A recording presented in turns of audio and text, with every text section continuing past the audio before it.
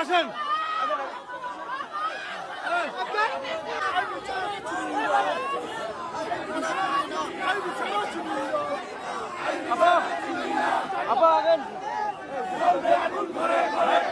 কি কারণে? আমি কি কোনো জুলুমবাজ?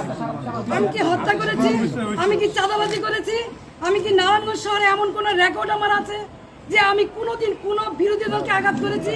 তাহলে কিসের জন্য, কি কারণে, কোন ষড়যন্ত্রের কারণে, কার স্বার্থে আমাকে অ্যারেস্ট করা হলো? আমিও প্রশাসনের কাছে জানতে চাই।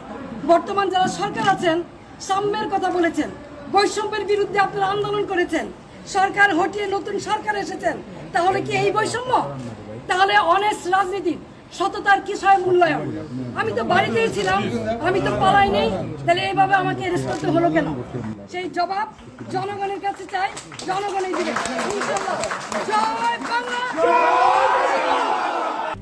RICL TMX, যুগের পর যুগ স্থাপনা থাকে মজবুত। আইবি ছাড়া চিনি না, আইবি ছাড়া চিনি না, বল বল খুঁজি না, আইবি আবার কিছু হলে